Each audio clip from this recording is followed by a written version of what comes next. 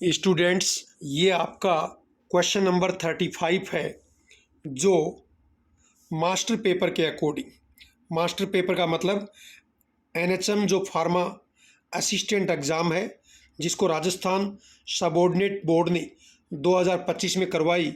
उन्होंने अपना लास्ट में एक पेपर जारी किया, वो मास्टर पेपर है। क्योंकि स्टूडेंट के क्वेश्चन ऊपर नीचे थे, दो अलग अलग स्टूडेंट के क्वेश्चन ऊपर नीचे थे, इसलिए उन्होंने मास्टर पेपर और उसकी आंसर की भी जारी की है। लेकिन जब हमने इसकी आंसर की देखी और मास्टर पेपर में क्वेश्चन नंबर 35 देखा, जिसका आंसर सी दिया हुआ है, जो कि क्या है, गलत है। मैं क्या कह रहा हूँ, जो कि क्वेश्चन का आंसर सी जो है वो रॉन्ग है, और इसलिए इसका ऑब्जेक्शन लगाना है।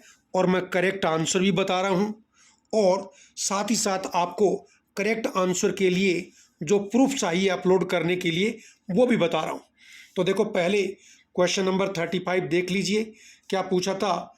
What does cool storage typically refer to pharmaceutical terms, यानी फार्मास्यूटिकल टर्म्स में कूल स्टोरेज का मतलब क्या है। और ये क्वेश्चन कई बार आपको मैं बताता हूँ। इन्होंने आंसर जो है वो सी दिया है, जबकि ये गलत है। सी का मतलब, यदि ये ऑप्शन कब आता, यदि आपसे पूछते कोल्ड स्टोरेज का मतलब क्या है, यदि कोल्ड स्टोरेज होता तब तो आप आंसर बिल्कुल सी ही देते। लेकिन क्वेश्चन क्या पूछा आप खुद देख लीजिए, दोबारा से इधर हिंदी में भी देख लीजिए, कूल स्टोरेज। लेकिन जब कई बार हिंदी और इंग्लिश में अलग अलग होते हैं, तो आपको इंग्लिश को ही सही मानना है। ये लिखा होता है शुरुआत के इंस्ट्रक्शन में, तो यहाँ दोनों में सेम ही है। तो कूल का मतलब जो है वो क्या होगा, वो इसका राइट आंसर जो है वो इस क्वेश्चन का क्या रहेगा, ए रहेगा। इसलिए आप इसका ऑब्जेक्शन लगा सकते हैं, और मैं आपको प्रूफ भी नीचे दे रहा हूँ।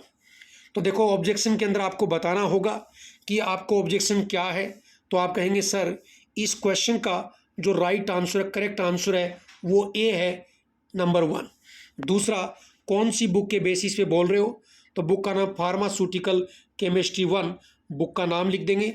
इनके author NC Chaudhary and NK Gurbani, ये इनके ऑथर हैं, इनके नाम लिख देंगे। एडिशन, फर्स्ट एडिशन 1995 में आया, और बाद में इसकी रीप्रिंट और रीप्रिंट 2009, ये लिख देना। और कौन से पेज पे इस बुक में दिया हुआ है, तो पेज नंबर 7 पे। और इसका पब्लिशर कौन है? वल्लभ प्रकाशन। ये सब चीज़ें वो आपसे मांगेगा कि बुक का पब्लिशर का नाम बताओ, ऑथर का नाम बताओ, एडिशन का नाम बताओ, आप लिखते जाना। और ये तो मैंने जस्ट आपके देखने के लिए, ये बुक आपने पढ़ी होगी, pharmaceutical chemistry 1 by NC Chaudhary and NK Gurbani. इस बुक का प्रूफ मैं आपको दे रहा हूँ, लेकिन आपको अपलोड ये डॉक्यूमेंट करना है। और इस डॉक्यूमेंट के ऊपर आपको लिखना आपका क्वेश्चन नंबर, तो क्वेश्चन नंबर 35 है, और साथ में आपको लिखना है क्या, रोल नंबर। और रोल नंबर जो है वो आपका ऊपर दिया हुआ है, वो आपको रोल नंबर जो है इसके ऊपर, यहाँ इसके सामने आपका रोल नंबर लिख के ही मैं कहूँगा आप अपलोड करना। और इस बुक में देखो, एक पॉइंट ये आए, तो जस्ट मैं आपको बता रहा हूँ, ये सॉल्बिलिटी के ऊपर ये टेबल आपको दिख रही है ना, सॉल्बिलिटी वाली, इस पे बहुत एग्जाम में और कई एग्जाम में क्वेश्चन जो है यहाँ से देखे होंगे। हालांकि मैं इसके बारे में बात नहीं करूँगा। हमारा क्वेश्चन स्टोरेज का है, और storage condition as per IP आपके सामने स्क्रीन के ऊपर आपको दिख रही होंगी। और देखो क्या लिखा हुआ है इस storage condition as per IP। तो देखो, कोल्ड स्टोरेज का मतलब क्या लिखा हुआ है, any temperature not exceeding 8 degree centigrade, यानी 8 डिग्री से कम टेम्परेचर। एंड यूजुअली ये कितना, बिटवीन 2 to 8। तो 2 से 8 डिग्री सेंटीग्रेड टेम्परेचर को क्या बोलेंगे, कोल्ड। जब ज़्यादा सर्दियाँ पड़ती हैं तो 2 से 8 टेम्परेचर होता है, आप कहेंगे कोल्ड पड़ रही है, ऐसा बोलते हैं।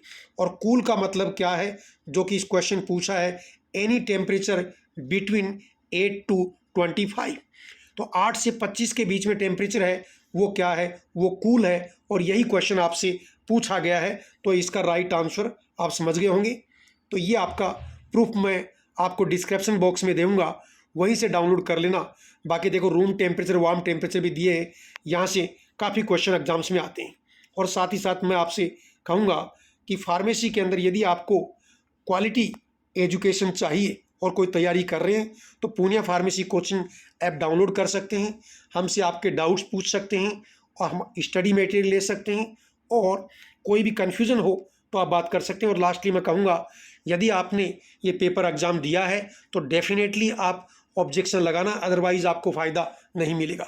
इसी के साथ ही आपका धन्यवाद। जय हिंद।